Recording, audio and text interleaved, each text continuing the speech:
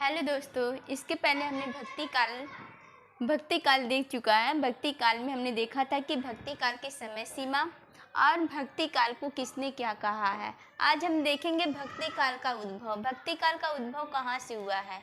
भक्ति काल का उद्भव दक्षिण भारत से हुआ है। भक्ति काल का उद्भव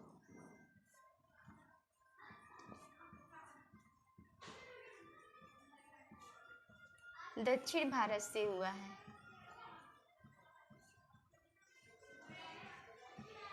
दक्षिण भारत से हुआ है।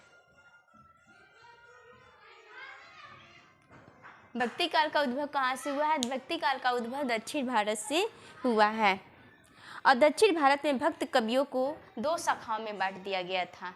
दक्षिण भारत में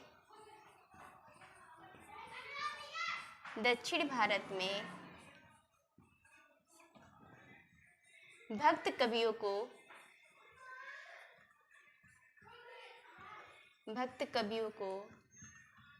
दो शाखाओं में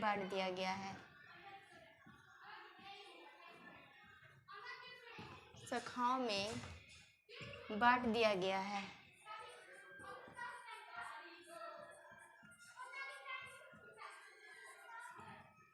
दक्षिण भारत में भक्त कवियों को कितने शाखाओं में बांटा गया। दो शाखाओं में बांट दिया गया है।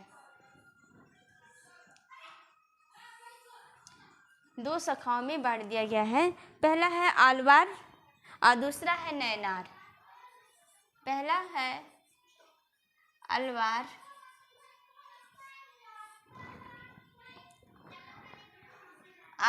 और दूसरा है नैनार।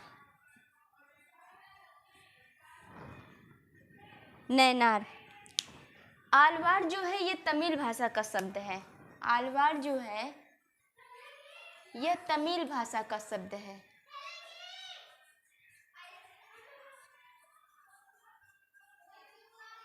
तमिल भाषा का शब्द है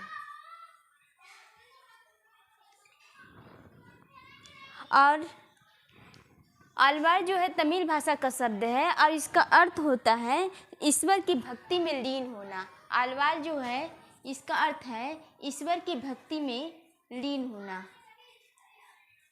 ईश्वर की भक्ति में लीन होना। आलवार जो है तमिल भाषा का शब्द है और इसका अर्थ होता है ईश्वर की भक्ति में लीन होना। ये भगवान विष्णु के अवतारों के उपासक होते हैं। और नैनार भी ये भी तमिल भाषा का शब्द है और ये भगवान शिव के उपासक हैं। नैनार जो है ये भी तमिल भाषा का शब्द है।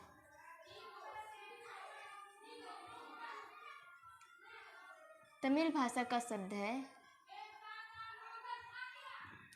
और ये जो है शंकर के उपासक हैं।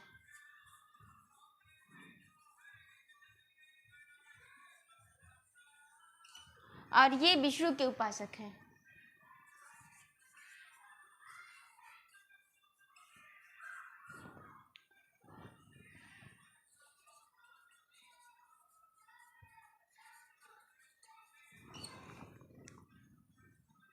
ये विष्णु के अवतारों के उपासक माने जाते हैं। शंकर के उपासक के अवतार माने जाते हैं।